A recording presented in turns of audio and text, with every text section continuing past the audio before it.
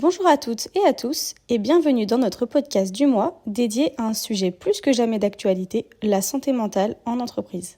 Aujourd'hui, le 10 octobre, nous célébrons la Journée internationale de la santé mentale et il est important de rappeler que cette thématique a récemment été désignée comme première cause nationale par le Premier ministre Michel Barnier. Cette annonce, qui a surpris positivement de nombreux acteurs du secteur, témoigne d'une prise de conscience nécessaire même si des actions concrètes se font encore attendre. Notre invitée ce mois-ci est Sophie Béguet, directrice usine chez Grid Solutions à Villeurbanne. Bonjour Sophie. Qu'est-ce qui vous a motivé à proposer la formation de premiers secours en santé mentale au sein de votre entreprise ?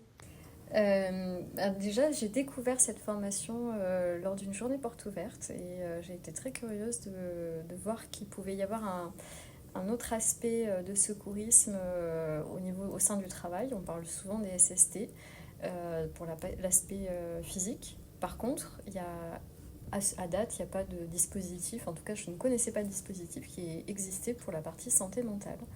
Et comme c'est un sujet qui est quand même très présent, déjà d'une part au sein de notre entreprise, de par son historique, et puis plus largement c'est quand même un sujet d'actualité, je trouvais ça intéressant de pouvoir mettre en place un réseau de sauveteurs secouristes en santé mentale, ou en tout cas de premiers secours en santé mentale sur l'établissement de Villeurbanne. Et pourquoi avoir choisi Vitalo-Réflex pour animer cette formation ? Alors, j'ai découvert la formation via Vitalo-Réflex. J'ai trouvé intéressant l'approche de Nathalie parce que ça reste très professionnel. Néanmoins, on aborde des sujets qui sont un peu plus de l'ordre soft, on va dire, ou des compétences qui vont être peut-être un peu moins, rigide comme on pourrait l'avoir dans le cadre professionnel. J'ai beaucoup aimé ce mix qui existe et ce lien, puisque de par son expérience aussi, c'est quelqu'un qui est vraiment issu de l'entreprise, donc on a un côté très terre-à-terre et très pragmatique et structuré, qui est rassurant pour les entreprises, tout en ayant aussi une approche assez douce et rassurante sur ce type de sujet. Comment a-t-elle été accueillie, cette formation, par les 16 collaborateurs qui l'ont suivie il y a 15 jours ? Alors cette formation a été, je pense qu'elle a été vraiment prise comme un cadeau, quelque part, parce que ça ouvre pas que sur l'aspect professionnel, et même je pense que finalement l'impact il va être plus d'un point de vue personnel, puisqu'ils ont tous un peu plus ou moins dit que ça avait des impacts aussi dans leurs relations au sein des familles, avec leurs amis, etc. Donc je pense qu'ils ont vraiment, ça a été vraiment perçu comme une opportunité d'ouvrir un petit peu leur horizon sur ces problématiques de santé mentale.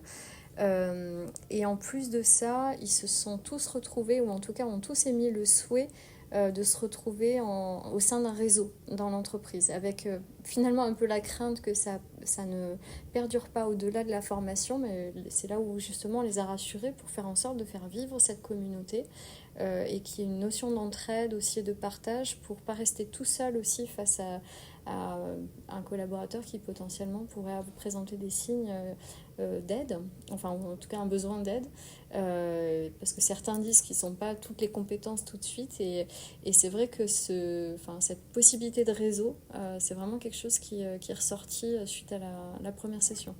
Comment prévoyez-vous de dupliquer cette formation sur le volet RPS au sein de votre entreprise ? Alors, pour l'instant, on n'en est vraiment qu'au début et c'est une initiative qui est toute récente.